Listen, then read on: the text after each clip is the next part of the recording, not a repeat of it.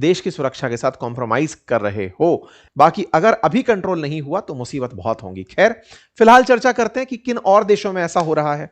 तो यूएस के अंदर यह काम 1954 से होता आ रहा है, फ्रांस में 1970 से होता आ रहा है, यूके में 1990 से, जापान में 1960 और 70 से। वो शांति बिल किस तरह से देश में अशांति का डर पैदा कर रहा है। शांति बिल चूंकि पास हो चुका है तो एक्ट में तब्दील हो चुका है, लेकिन इस एक्ट को अमेरिका आज तारीफ कर रहा है। अमेरिका की तारीफ में है कि भारत के साथ भविष्य में हमें पार्टनरशिप और पीसफुल सिविल न्यूक्लियर कॉपरेशन में हेल्प होगी। ये कौन सी ऐसा बिल है जिसको लेकर के अमेरिका वाले लोग खुश हो रहे हैं, और वो असल में क्यों खुश हो रहे हैं वो समझते हैं। मैं हूं अंकित अवस्थी और आज मेरे साथ आप चर्चा में हैं शांति बिल को लेकर के। हाल ही में भारत की संसद से लोकसभा, राज्यसभा और राष्ट्रपति की साइन के बाद में शांति बिल पास करा दिया गया, यानी कि अब एक कानून बन चुका है। क्या है शांति बिल, जिसके चलते विपक्ष सरकार पर आरोप लगा रहा है कि आप आने वाले समय में भारत की क्रिटिकल सुरक्षा को प्राइवेट हाथों में दे रहे हैं। और ये प्राइवेट नहीं, असल में आप कुछ लोगों के हाथ में दे रहे हैं, यानी कि प्राइवेट प्लेयर्स की जगह आप ओलिगार्क को, जैसे अपन देश में आजकल डुओपोली की चर्चा सुनते आ रहे हैं कि इंटरनेट क्षेत्र में दो बड़े ब्रांड काम कर रहे हैं, तो फिर ट्रैवलिंग में दो बड़े ब्रांड काम कर रहे हैं मोबिलिटी को लेकर के, या ई कॉमर्स में दो ब्रांड काम कर रहे हैं। तो आप बोले इस तरीके से न्यूक्लियर सेक्टर के अंदर प्राइवेट प्लेयर्स को ला करके देश की सुरक्षा के साथ कॉम्प्रोमाइज कर रहे हो। ऐसा क्या है इस बिल में जिसका जिक्र होना जरूरी है, क्योंकि अल्टीमेटली जैसे ही यह कानून बना है, विपक्ष सरकार के पुराने बात को लेकर के हमलावर है कि जब हम सत्ता में थे और आप विपक्ष में थे तब आपने इस बिल को आने नहीं दिया था, सुरक्षा हवाला देकर के, भारत की नाभिकीय ऊर्जा से संबंधित सुरक्षा हवाला देकर के, और अब आप इसे लेकर आ गए हो, कानून बना दिया है। आइए चर्चा करते हैं साथियों, असल मायने में शांति, sustainable harnessing advancement nuclear energy for transforming India, that is Shanti bill, ministry of science and technology और अर्थ साइंस द्वारा लाया गया था। लोकसभा में 15 दिसंबर को लाया गया, लोकसभा से 17 दिसंबर को पास हुआ। इसके बाद राज्यसभा से 18 दिसंबर को इसे पास किया और उसके बाद में राष्ट्रपति ने इस पर 22 दिसंबर को हस्ताक्षर कर दिए। न्यूक्लियर एनर्जी फिलहाल भारत जो प्रोड्यूस कर रहा है वो 8.78 गीगावाट है।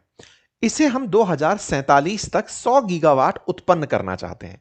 हमारा जो टारगेट है वो 100 गीगावाट बिजली उत्पन्न करने का है। 2031 तक 22.38 गीगावाट सेक्टर्स को कंट्रोल करेगा, रेगुलेट करेगा, दिशा देगा। लेकिन अब इस बिल के माध्यम से इसे हटा दिया गया है, अर्थात एनपीसीआईएल से जिम्मेदारी लेकर एईआरबी को दे दी गई है। एक पूरी तरह नई रेगुलेटरी बॉडी जो पहले भी एग्जिस्ट करती थी, लेकिन अब उसे ज्यादा स्वच्छंद रूप से काम करने का दे दिया गया कि तुम ही रेगुलेट करोगे रिएक्टर्स को। प्लस ये जो दूसरा पॉइंट है civil liability of nuclear damage act, जिसमें यह प्रावधान था कि अगर देश में कोई भी न्यूक्लियर लीकेज होता है, क्योंकि न्यूक्लियर रिएक्टर के साथ जो सबसे बड़ी दिक्कत है वो रिएक्टर का फट जाना है, जिससे निकली हुई रेडिएशन से हजारों लोगों की मौत हो सकती है, क्योंकि वो रिएक्टर से निकली हुई रेडिएशंस न्यूक्लियर बॉम्ब की तरह ही नुकसान पहुंचाती हैं। दुनिया भर में फुकुशिमा या फिर चेरनोबिल तमाम वो घटनाएं हैं जो लोग न्यूक्लियर हादसों में याद रखते हैं। इसीलिए रिएक्टर्स की सुरक्षा में एक प्रोविजन डाला जाता है कि जिसने भी सामान सप्लाई किया है रिएक्टर का वो भी जिम्मेदार होगा, क्योंकि अगर उसने खराब क्वालिटी का सामान दिया है तो उसके चलते रिएक्टर में हुए नुकसान के लिए बिल वो भी भरेगा, उस इंश्योरेंस की रकम वो भी चुकाएगा। वर्ष 2010 में जब भारत ये प्रावधान लेकर आया था तब अमेरिका को इससे बड़ी आपत्ति हुई थी। क्यों?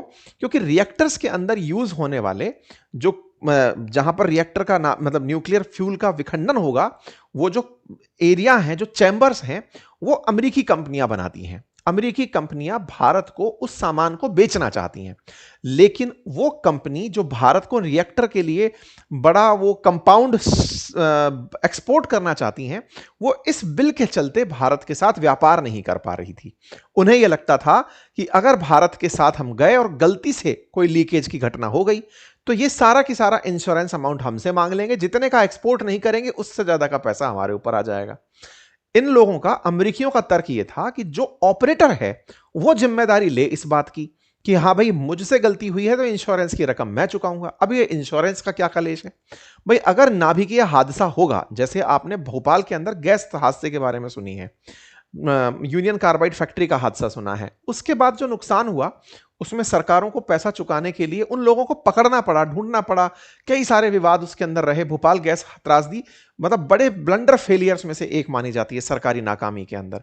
ऐसे में आजकल इंश्योरेंस का सिस्टम चलने लगा है कि अगर इतना हादसा होता है तो इससे जो नुकसान होगा, व्यक्ति तो वापस नहीं आएगा लेकिन जो धन जान की हानि होगी उसकी पूर्ति के लिए उन पर जिम्मेदारी डाल दी जाती है। तो बड़े इंश्योरेंस कराए जाते हैं।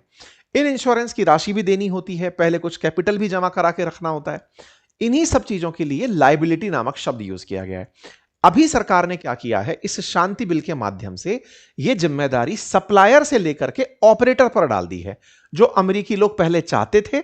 और प्रीवियस गवर्नमेंट्स में जो यूपीए गवर्नमेंट थी, जो इसके अंदर सप्लायर की जो जिम्मेदारी थी उसको जिम्मेदारी को सप्लायर पर ही डालकर चल रही थी, जिससे अमेरिका के साथ भारत का सिस्टम बैठ नहीं रहा था न्यूक्लियर एक्सपोर्ट का। तो अमेरिकी खुश क्यों है? क्योंकि अब यह लायबिलिटी उस व्यक्ति पर आ गई जो ऑपरेट करेगा। ऑपरेट कौन करेगा? कोई लोकल प्लेयर, क्योंकि हमने लोकल प्लेयर्स को एंट्री देने की बात की है। हम इस बिल के माध्यम से चाहते हैं कि देश में अब न्यूक्लियर रिएक्टर प्राइवेट कंपनियां चलाएं। उनमें से जो एनरिचमेंट जैसे जो मेजर काम है, जो कि बड़े ही संवेदनशील हैं, यूरेनियम फ्यूल को एनरिच करने का, या फिर जो बच गया जो बाद में जो कचरा है, नाभिकीय जो कचरा है उसको डंप करने का, उनके ट्रांसपोर्टेशन जैसे जो संवेदनशील कार्य हैं वो भारत सरकार करेगी, ताकि सुरक्षा के साथ कोई कोताही ना हो। बाकी ओन करना, ऑपरेट करना, बिजली प्रोड्यूस करना, ये सारे काम प्राइवेट प्लेयर्स को दिए जाएंगे। लेकिन ये जिम्मेदारी प्राइवेट प्लेयर्स पर डाल दी जा रही है। तो प्राइवेट प्लेयर्स को लाने का सरकारी प्रयास, और चूंकि आने वाले समय में बिजली सरकार खुद खरीदेगी, जब इतनी बिजली पैदा होगी तो प्राइवेट प्लेयर्स के लिए एक बड़ा इन्वेस्टमेंट मॉडल बनकर आ रहा है। ठीक है, यह है कुल मिलाकर इसका ब्लूप्रिंट, जिसमें 100 गीगावाट न्यूक्लियर कैपेसिटी को पैदा करने का प्रयास है। इसमें प्राइवेट एंट्री को आसान बनाना है, गवर्नेंस को भी आसान करना है, ताकि वो गवर्नेंस जो है वो पूरी तरह से AERB नाम का जो भारत का संगठन है वो करेगा। और ट्रांसपेरेंसी के नाम पर आरटीआई के माध्यम से आप जानकारी नहीं जुटा पाएंगे, तो ट्रांसपेरेंसी को रोक दिया गया है यह कहकर के कि यह बहुत ही रेस्ट्रिक्टेड एरिया है।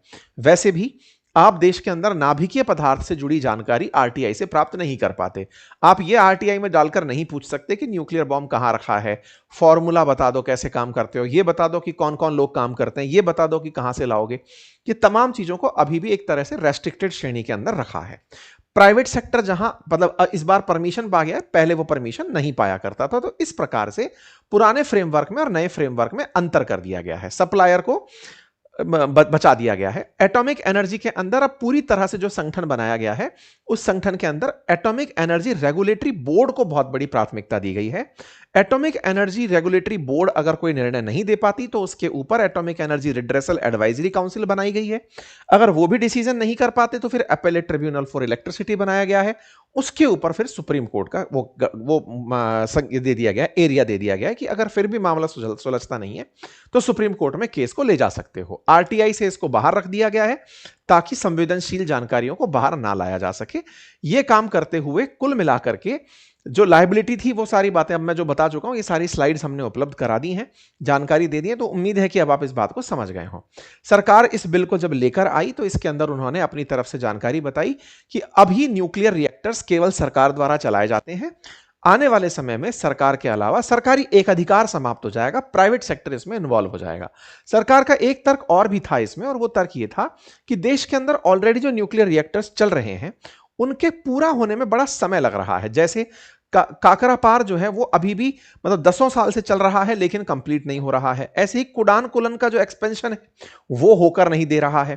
तो देश के अंदर ऑलरेडी जो सरकारी परियोजनाएं चल रही हैं उनमें कोई ना कोई या तो फाइनेंस की दिक्कत है या फिर तकनीकी दिक्कत है, जिम्मेदारों की दिक्कत है। तो बोले इस काम को प्राइवेट प्लेयर्स को देकर के एंट्री कराई जाए। बड़ा सवाल बनता है, जब हम प्राइवेट प्लेयर्स को ला रहे हैं तो क्या देश में मतलब क्या दुनिया के और देशों में भी प्राइवेट प्लेयर्स ऐसा काम करते हैं? तो अभी आगे चलिए उसके बारे में भी हम आपको जानकारी दे देंगे। ठीक है, तो सदन में क्या हुआ, सदन के अंदर सरकार ने यह जानकारी दी, बताया कि हम 2 एक्ट को खत्म करके नया एक्ट लेकर आ रहे हैं। बिल में खास क्या रखा वो जानकारी मैंने आप लोगों को दी। और दुर्घटना होने पर रिएक्टर के आकार के अनुसार संचालकों को बीमा का दायित्व रखना होगा। यह राशि 11 मिलियन से लेकर 330 मिलियन अमेरिकी डॉलर के बीच में होगी। बड़ी राशि है, ठीक है। सरकार इसके माध्यम से जो क्लीन एनर्जी है उसको बढ़ाना चाहती है। इस उद्देश्य से 2047 का लक्ष्य 100 गीगावाट रखा गया है। सरकार की तरफ से इसका इंफॉर्मेशन आया, बता दिया गया कि हम किस तरह से आगे बढ़ रहे हैं, क्या प्रोग्रेसिव अप्रोच रख रहे हैं। तो फिर अपोजिशन को क्या दिक्कत थी? इससे अपोजिशन को दिक्कत थी कि पहले आप लोग इस लायबिलिटी के नाम पर विदेशियों को ही जिम्मेदार ठहराओ वाली जिम्मेदारी के लिए बवाल काटते थे जब अपोजिशन में थे 2010 में। अब आप पलटी मार गए हैं, तो अपोजिशन का यह पहला तर्क है। दूसरा तर्क यह है कि आप इस प्रकार का काम करके प्रो प्राइवेट ऑर्गेनाइजेशंस के लिए काम कर रहे हैं कि आइए उन्हीं कुछ चुनिंदा लोगों को आप इस काम को दे देंगे कि लीजिए और आप ही रिएक्टर भी ओपन करिए। तो देश के अंदर कुछ ही घरानों के पास में ये सारी चीजें आ जाएंगी, यह अपने आप में एक बहुत ही गलत हो जाएगा। इसी बात पर टीएमसी की तरफ से जो सांसद हैं उनके द्वारा भी ये जानकारी रखी गई, सागरिका घोष जी के द्वारा। उन्होंने अपोजिशन की तरफ से बात रखते हुए अपना पक्ष रखा। उन्होंने कहा कि शांति बिल से प्राइवेट प्लेयर्स को न्यूक्लियर एनर्जी में लाने का प्रयास हो रहा है, लेकिन प्राइवेट प्लेयर्स के नाम पर केवल एक दो लोग ही ऊपर निकल कर आएंगे जो देश के सबसे अमीर हैं। तो ये लेवल प्लेइंग फील्ड कैसे हुआ? वास्तविकता में सरकार प्राइवेट के नाम पर एक शब्द जो प्राइवेट यूज करके बढ़ रही है, उसमें देश के चुनिंदा जो घराने हैं उन्हें मौका देकर के वाकई में देश में लेवल प्लेइंग फील्ड्स को खत्म करती जा रही है। ये जो सरकारी प्रयास हैं जो कि इस समय इस सहूलियत के हिसाब से किए जा रहे हैं कि इन लोगों के पास धन है तो ये इन्वेस्ट करेंगे और इन्वेस्ट करेंगे तो देश आगे बढ़ेगा, ये तात्कालिक सोच के रूप से सही हो सकता है, लेकिन सरकारों को ये समझना होगा कि एक दिन इन्हीं के द्वारा पैदा किए गए ये जो बड़े बड़े घराने हैं ये एक दिन सरकार को अपने सीधे कंट्रोल में रखेंगे। सरकारों के हाथ में कुछ नहीं होगा। ताजा ताजा उदाहरण इंडिगो के रूप में देखा, जब भारत के एविएशन सेक्टर का, जिसमें सरकार उड़ान जैसी योजना लाकर आम आदमी को हवाई जहाज से उड़ाने के लिए तमाम चीजों में सुधार करती चली गई, तमाम फीस कटौती करती चली गई और उसका लाभ एक कंपनी ने लिया और वो 60% तक का बाजार पर कब्जा करके बैठ गई। आने वाले समय में सरकार के द्वारा इस तरह से अगर किन्हीं लोगों को बाजार में मौका दिया जाए या फिर उन्हीं के हिसाब से नियमों को बनाया जाए, तो आने वाले समय में ये चुनिंदा लोग ही सरकार को अपने इशारे पर नचाएंगे। ये जल्दबाजी में किए फैसले ये हो सकते हैं कि अभी इनके पास पैसा है तो इनको काम करने दो। हमने पहले भी कई बार कहा है, प्राइवेट प्लेयर का मतलब चुनिंदा लोग नहीं होते हैं। प्राइवेट प्लेयर का मतलब होता है कि आप उसमें कैटेगरी बना करके कि इस लेवल तक केवल इतने ही पैसे वाला आदमी एंट्री करेगा, इससे ज्यादा वाले को एंट्री नहीं करने देंगे। जिसकी नेटवर्थ इतनी है, इससे ज्यादा वाले लोग इतने कम प्रोजेक्ट में एंट्री नहीं करेंगे, या फिर इससे ऊपर के कैपिटल में इस तरह के लोगों की एंट्री होगी। आप जब इतने रिएक्टर्स को, लगभग 40 नए रिएक्टर्स की प्लानिंग करते हैं, तो उनकी क्षमताओं के आधार पर उन्हें बांटें। उनके अंदर प्राइवेट प्लेयर्स को ही अगर आप लाना चाहते हैं तो राज्यवार कि इस राज्य से कुछ चुनिंदा प्राइवेट प्लेयर्स निकलेंगे, वो बिडिंग करेंगे, वो यहां पर आएंगे, उनका पूरा चेकअप होगा, फिर जाकर वो अप्लाई करेंगे। देश में सभी तरफ से अगर प्राइवेट प्लेयर्स को बराबर मौका मिलने लगेगा तो देश का पूरी तरह से सही से विकास होगा। अदरवाइज पूरा देश कुछ चुनिंदा लोगों के कंट्रोल में चला जाएगा। पहले ईस्ट इंडिया कंपनी जैसी कंपनियों ने देश पर राज किया और आने वाले समय में ये देश की प्राइवेट कंपनियां देश पर राज करेंगी। ये सरकार अगर जानबूझ करके भी गलतियां कर रही है तो यह अपने आप में लोकतंत्र के साथ भद्दा मजाक होगा।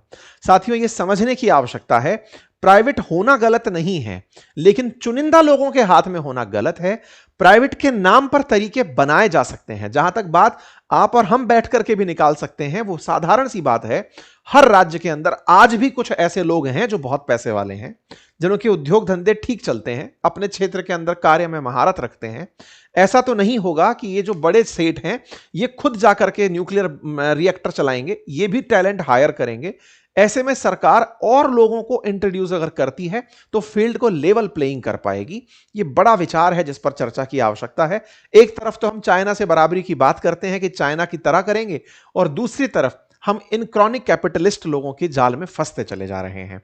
सरकार को यह समझना होगा, अपोजिशन जिन बिंदुओं को उठा रही है वो अडानी अंबानी विरोधी शब्द नहीं है, वो कुछ लोगों के हाथ की कठपुतली बनने से इनकार है।